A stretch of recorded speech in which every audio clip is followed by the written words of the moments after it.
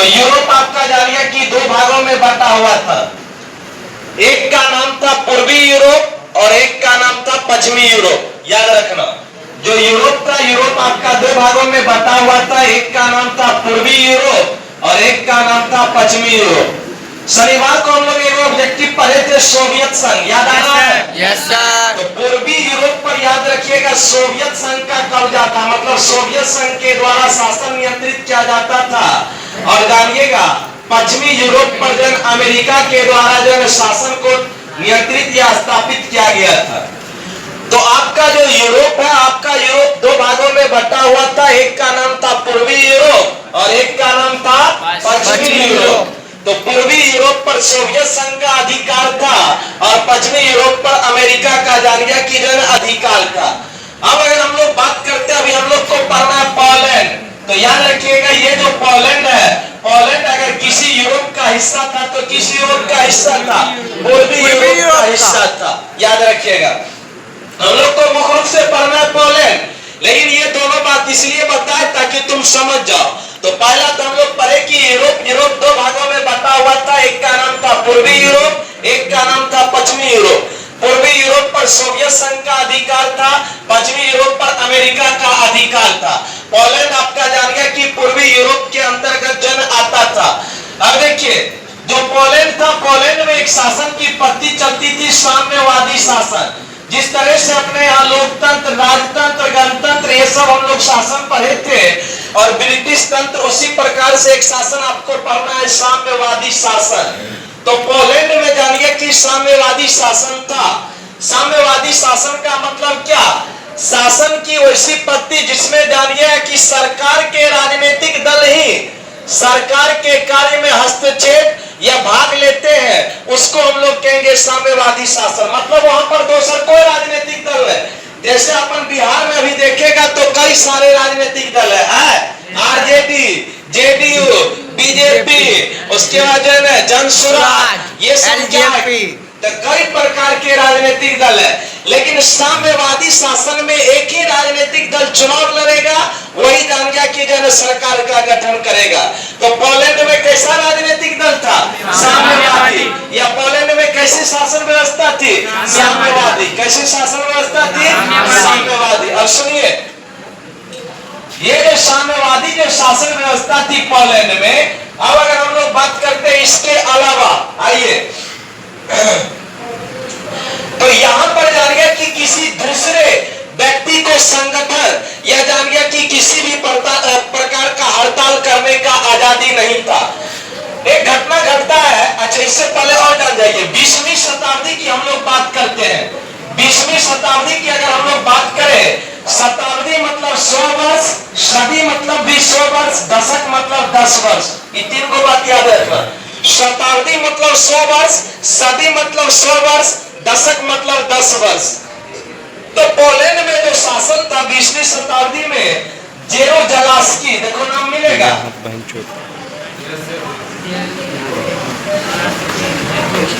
एक व्यक्ति था जिसका नाम था जेरोजलास्की। यही जेरोजलास्की के द्वारा वहां पर जानिए कि शासन जो है ना नियंत्रित किया जाता था या शासन को चलाया जाता था। लेकिन एक घटना घटा था 14 अगस्त 1980 ईस्वी को। सुनिए, 14 अगस्त 1980 ईस्वी को क्या हुआ था? 14 अगस्त 1980 ईस्वी को एक जगह है जिसका नाम है गदसक। सुनिए, इस जगह पर एक कारखाना था जिसका नाम था लेनिन जहाज कारखाना। और ये जो जहाज कारखाना है, इस जहाज के कारखाना में काम करने वाली एक महिला थी जो क्रेन चलाती थी। क्रेन मतलब जानिए कि किसी भी वस्तु को उठा के यहाँ से मतलब एक स्थान से दूसरे स्थान तक जो रखने का होता है, तो उसको हम लोग कहते हैं क्रेन। तो ये जो क्रेन चलाने का काम करती थी, लेकिन मिल मालिकों ने इसको जानिए कि बिना गलती का जानिए कि इसको निकाल दिया। अब काम पर से जब निकाल दिया तो आपने अभी पढ़ा कि यहाँ पर तो था साम्यवादी शासन, किसी को जानिए कि अधिकार नहीं था हड़ताल करने का। लेकिन यहाँ के मजदूर लोग जानिए कि हड़ताल पर बैठ गए। लेकिन इससे जेरोजलास्की को कुछ भी फर्क नहीं पड़ रहा था। लेकिन उसी में और एक व्यक्ति था, उसी मजदूर में काम करने वाला, जो जानिए कि इलेक्ट्रॉनिक संबंधित कार्य करता था, जिसका नाम था जानिएगा लेक वालेसा, वालेसा होगा, लेक वालेसा। अब ये व्यक्ति जान गया कि हड़ताल पर जब बैठा तो जान गया कि हड़ताल जो है ना काफी जो है मतलब जो है ना जोर पकड़ लिया, मतलब जो है ना लगा कि अब जो है ना हड़ताल जो है ना वो विद्रोह करने वाला हो गया। तो लेक वालेसा के द्वारा जो हड़ताल किया जा रहा था, हड़ताल किया जा रहा था तो कुछ भी नहीं प्रभाव पड़ रहा था, लेकिन धीरे धीरे जेरूजालिस्की को इस बात का समझ होने लगा कि जन अब जो है ना समझौता करना चाहिए। अब लेक वालेसा का 3 मांग था। पहला मांग क्या था कि मजदूर को जानिए कि संगठन बनाने की स्वतंत्र आजादी प्रदान किया जाए, मतलब मजदूर लोग भी संगठन बना सकता है, इसकी आजादी मिलनी चाहिए। दूसरा क्या था कि जितने भी राजनीतिक कैदियों को आपने गिरफ्तार किए हैं, उस राजनीतिक कैदियों को जो है मुक्त कर दिया जाए। और तीसरा प्रेस पर प्रतिबंध लगा दिया था, मतलब प्रेस पर जान गया कि प्रतिबंध लगाने का ये मतलब हो गया कि ये जो जहां पर ये लेनिन जहाज मतलब जान गया कि जहां पर ये आंदोलन हो रहा था उसको पेपर में नहीं छापा जाए, पेपर में छापता तो राष्ट्रीय आंदोलन बन जाता। ये 3 इसकी मांग थी। बाद में जानिएगा कि इसकी मांग को स्वीकार किया गया और टोटल 21 सूत्री मांग, मतलब 21 सूत्रों की मांग को जो पूरा करने का काम क्या था जेरूजालिस्की। अब इस तरह से महिला को पुनः जान गया कि काम पर रखा गया। लेकिन अब देखो ये जो लेक वालेसा था जिसके नेतृत्व में यह आंदोलन हुआ था, अब लेक वालेसा का चर्चा जगह जगह होने लगा, इसका वर्चस्व बढ़ने लगा। तो लेक वालेसा ने एक पार्टी बनाई, सोलिडेरिटी,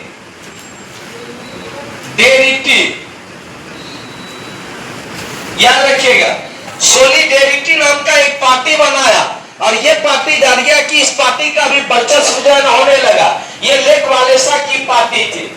पहले तो जानिए कि सिर्फ यहाँ के लोग जो है ना सिर्फ इसका संगठन में जुटा, लेकिन बाद में जानिए कि जैसे जन स्वराज पहले 2.5 साल जानिए कि गांव गांव जाके घूमा, गांव घूमता था तो सिर्फ उसका एक ही उद्देश्य रहता था कि आप गरीब जो है ना कैसे अमीर बन सकते हैं या अपने गरीबी को कैसे दूर कर सकते हैं।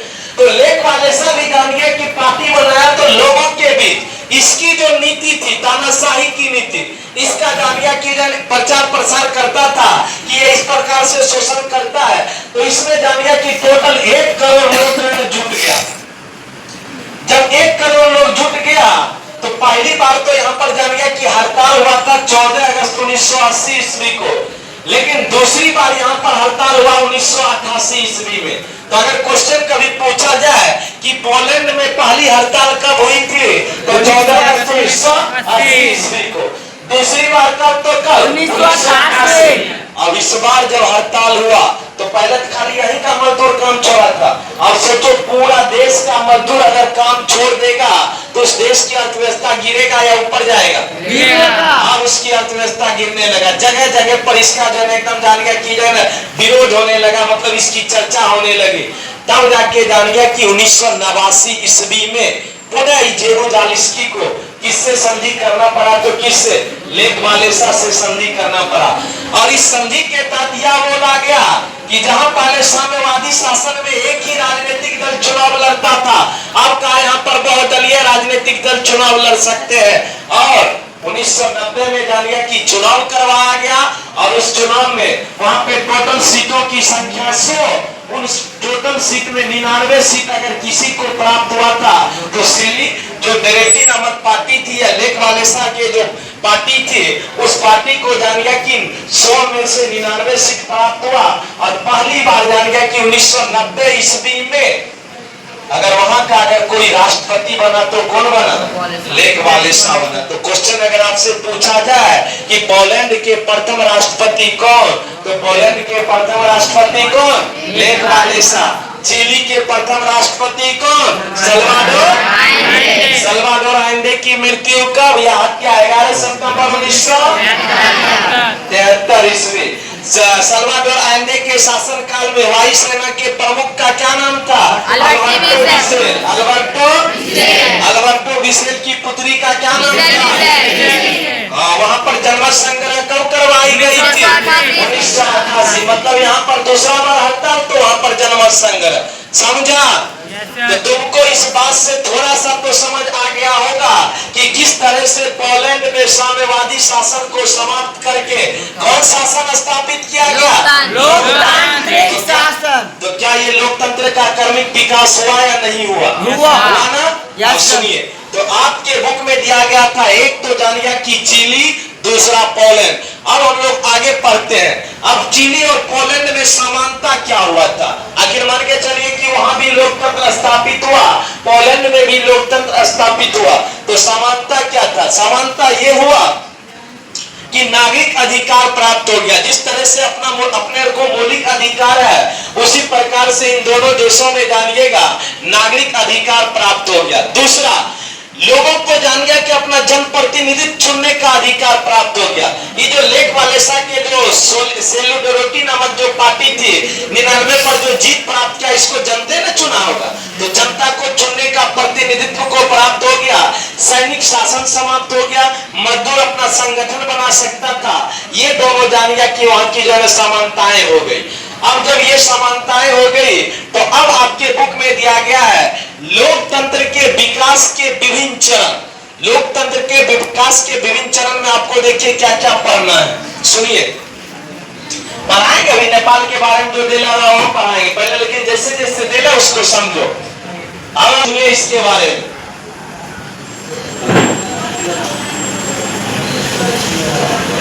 तो अगर हम लोग बात करते हैं लोकतंत्र के विकास का विभिन्न चरण, तो पहला इसमें आता है क्या? देखो, तो पहला की अगर हम लोग बात करते हैं तो पहला इसमें आता है आपका, जानिएगा 6वीं से 8वीं शताब्दी में। सुनो, नए बुक में दे रहे तो इसको समझो अच्छा से। इस शताब्दी में जानिए कि अखंड भारत में आपका पाकिस्तान भी आता था, भारत भी आता था, बांग्लादेश, म्यांमार, अफगानिस्तान तक की सीमा आती थी।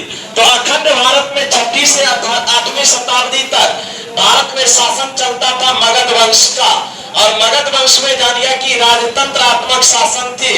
लेकिन इसी मगध वंश में जानिए कि एक वंश था बिहार का, लिच्छवी वंश। याद रखना, क्वेश्चन पूछेगा। बिहार का जो एक लिच्छवी वंश था, इस लिच्छवी वंश में पहली बार जानिएगा गणतंत्र की शुरुआत हुई थी। तो याद करो, ऑब्जेक्टिव में एक बार पढ़ाए थे। Yes sir. गणतंत्र की शुरुआत करने वाला दुनिया का पहला देश बिहार के वैशाली के लिच्छवी सर। अमेरिका। कौन सा? अमेरिका। उसके बाद जाके आ जाइए, राजतंत्र को स्थापित करने वाला दुनिया का पहला देश ब्रिटेन। कौन सा? ब्रिटेन। और गणतंत्र को स्थापित करने वाला दुनिया का पहला देश भारत। भारत में भी अगर कोई राजतंत्र, कौन सा? बिहार। बिहार में भी अगर वैशाली, तो वैशाली जिला का जानिए लिच्छवी। यही जानिए कि गणतंत्र को जन स्थापित किया था। तो लोकतंत्र के विकास के पहला चरण में हम लोग देखे इसके बारे में, मतलब बिहार के बारे में कि बिहार में गणतंत्र जन कैसे जन स्थापित हुआ था। हाँ, इसके बारे में हम लोग ये पढ़े थे, अगर याद होगा, दुनिया में सबसे बड़ा लिखित संविधान अगर किसी देश का तो किसका? भारत का। और लिखित सबसे बड़ा संविधान ब्रिटेन का। और दुनिया का पहला देश जिन्होंने संविधान को लागू किया था तो वह था आपका अमेरिका। ये सब पढ़ाए, ऑब्जेक्टिव याद है ना? Yes sir. एग्जाम में यह ऑब्जेक्टिव आएगा, ठीक ना? याद रखना, जो पहले जो पढ़ा चुके वो आएगा ना। ये तो हो गया इस तरह से। अब दूसरा इसमें आपका दिया गया है फ्रांस। सुनो, तो फ्रांस के बारे में पूरा बात जान चुके हैं। आप फ्रांस के बारे में ये पढ़े थे कि फ्रांस की फ्रांसीसी क्रांति कब हुई थी? तो कब हुई थी? 1789। 1789। फ्रांस की फ्रांसीसी क्रांति से पूर्व फ्रांस का समाज कितने भागों में? 3 भागों में। 3 भागों में बटा हुआ था। कौन कौन सा? मध्यम वर्ग। फ्रांस की फ्रांसीसी क्रांति कब हुई थी? 1789 में। किसके शासन काल में? लुई 16वां के शासन काल में हुआ था। फ्रांस की फ्रांसीसी क्रांति जो लुई 16वां के शासन काल में हुआ था, तो इसकी एक पत्नी थी जो कि खर्च बहुत करती थी। क्या नाम था? नेट। और याद रखिएगा, फ्रांस की फ्रांसीसी क्रांति का एक प्रमुख नारा था समानता, स्वतंत्रता और बंधुत्वता। और फ्रांस की फ्रांसीसी क्रांति में फ्रांस की तरफ से नेतृत्व कर रहा था कौन? तो कौन कर रहा था? Napoleon Bonaparte. कर रहा था कौन? नेपोलियन तो बोनापार्ट के लोग, ठीक नहीं याद रखना। मतलब नेपोलियन बोनापार्ट तो बाद में आया था और उधर था आपका लुई सोल्म। तो फ्रांस की फ्रांसीसी क्रांति में आपको इतना बात याद करना जो इस बुक में दिया गया। आइए तेसरा आपका इसमें दिया गया अमेरिका के बारे में। अमेरिका पढ़िए।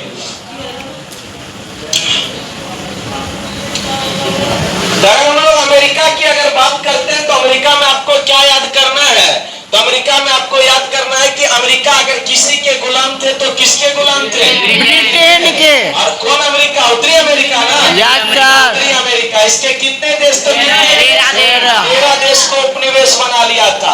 और सुनिए, ब्रिटेन अधिकांशतः देशों को उपनिवेश बनाया था। तो इनके द्वारा स्थापित देशों को क्या कहा जाता था? राष्ट्रमंडल या कॉमनवेल्थ। राष्ट्रमंडल या कॉमनवेल्थ। अब अमेरिका स्वतंत्रता संग्राम की क्रांति कब हुई थी? तो 4 जुलाई 1976। 4 जुलाई 1976। और इसका कब हुआ था? 14 जुलाई ना? इसका हुआ था 14 जुलाई 1789 को। तो 4 जुलाई 1976 को इसकी क्रांति हुई थी। और हम लोग पढ़े थे पेरिस की संधि कब हुई थी? 1783। 1783। अमेरिका अपना संविधान कब लागू किया था? 1789। और अमेरिका स्वतंत्रता संग्राम में ब्रिटेन के तरफ से क्रांति का नेतृत्व कर रहा था लॉर्ड कॉर्नवालिस। जबकि जान गया कि अमेरिका के तरफ से अमेरिका के प्रथम राष्ट्रपति का क्या नाम था? तो 3 गो हम लोग पढ़े अभी तक में। आ जाइए अब चौथा की अगर हम लोग बात करते हैं तो चौथा आपका दिया गया इसमें क्या? तो न्यूजीलैंड टेक्नोलॉजी। अब सुनिए, न्यूजीलैंड में आपको याद करना है, न्यूजीलैंड दुनिया का पहला देश है जो जानिया की जन सार्वभौमिक अधिकार, मतलब जेकर उम्र 18 या 18 से अधिक हो जाता है उसको वोट डालने की क्या है? आजादी है ना? तो याद रखिएगा। तो न्यूजीलैंड में जो है ना, न्यूजीलैंड में जानिए कि पहली बार वोट डालने का अधिकार जो प्रदान किया गया था वह किया गया था 1893 में। 1800 आपके बुक में ढेर सारा दिल है, लेकिन आपको जो जो याद करना उसी को सिर्फ पढ़िए। जो पढ़ा रहे हैं वही से क्वेश्चन रहेगा। तो न्यूजीलैंड याद रखिएगा, न्यूजीलैंड में वोट डालने का अधिकार कब प्रदान किया गया था? 1893 में। एक याद कर लीजिए, रूस में वोट डालने की आजादी कब प्रदान की गई थी? 1917। और भारत में वोट डालने की आजादी मिली थी 26 जुलाई 1950। 26 जुलाई 1950, ठीक ना? तो आपको न्यूजीलैंड के क्रम में इतना बात याद करना था, ठीक ना? और सुनिए, न्यूजीलैंड में अभी लोकतंत्र है। न्यूजीलैंड में वोट डालने का अधिकार 1893 में, रूस में आपका 1917 में, और भारत में 26 जुलाई 1950 ईस्वी को वोट डालने का अधिकार प्रदान किया गया। और 5वां इसमें आपको याद करना है ब्रिटेन। सुनिए, तो अभी ब्रिटेन में क्या है? लोकतंत्र की राजतंत्र। ब्रिटेन में है लोकतंत्र, लेकिन ब्रिटेन की लोकतंत्र कुछ अलग है। अब सुनिए, यहीं पर एक क्रांति हुआ था 1688 ईस्वी में। आपके बुक में दे होगा गौरवपूर्ण क्रांति, याद रखना। क्वेश्चन पूछेंगे कि गौरवपूर्ण क्रांति कब तथा कहां हुई थी? तो 1688 ईस्वी में ब्रिटेन में हुआ था। यही गौरवपूर्ण क्रांति वहां का जो जानिया की जन परिवार घराने का जो लोक शासन करता था उसको समाप्त करके लोकतंत्र स्थापित करने का काम किया। जिस तरह से भारत में राष्ट्रपति का पद होता है, वहां पर राजा और प्रधानमंत्री का विस्तार करता है, राजा के पास शक्ति प्राप्त होती है। तो ब्रिटेन में आपको इतना बात याद करना है। तो लोकतंत्र के चरण में हम लोग 5 देशों के बारे में जाने। एक तो बिहार या भारत का, दूसरा आपका फ्रांस का, तीसरा आपका अमेरिका, चौथा आपका न्यूजीलैंड और 5वां आपका ब्रिटेन, ठीक ना? आइए, इसके बाद आपको क्या पढ़ना है? अब इसके अलावा आपको पढ़ना है, जानिएगा, इसमें क्या कहते हैं कि उपनिवेशवाद का। पहले वो उपनिवेशवाद का अंत पढ़ लीजिए, तब जाके हम आपको नेपाल पढ़ाएंगे। तो उपनिवेशवाद के अगर हम लोग अंत की अगर बात करते हैं तो आप जानते हैं कि ईस्ट इंडिया कंपनी भारत कब आई थी?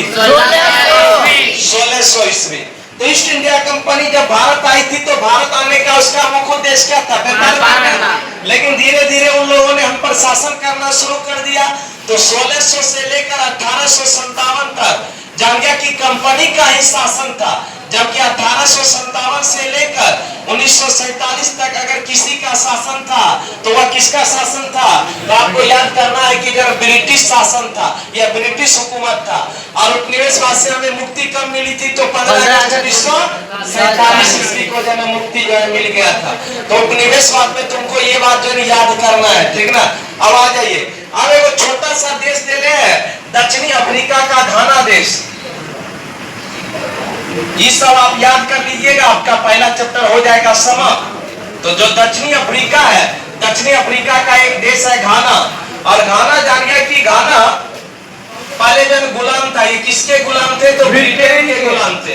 इसको आजादी कब मिली थी? तो 1957 में। वहां के एगो नेता था जिसका नाम था एम कुरुमा। याद रखना, ये क्वेश्चन पूछेगा कि एम कुरुमा कहाँ के थे? तो कहाँ के थे? घाना के थे, ठीक है। पेशे से क्या था? ये शिक्षक एवं जानिए कि सोनार था। ये अपने आप को आजीवन कहा कि हम ही राष्ट्रपति बनल रहेंगे, लेकिन बाद में जानिए कि यहाँ की जनता ने इसको 1966 में नकार दिया, ठीक ना। तो घाना से आपको ये बात याद करना था। आ जाइए, अब इसके अलावा आपको पढ़ना पड़ेगा क्या? एक नेपाल पढ़ना पड़ेगा, नेपाल के बाद एगो छोटा सा जो पाकिस्तान है वह पढ़ना पड़ेगा, और एगो म्यांमार पढ़ना पड़ेगा। इसके बाद आपका चैप्टर हो जाता है समाप्त। तो रोक दो, चल।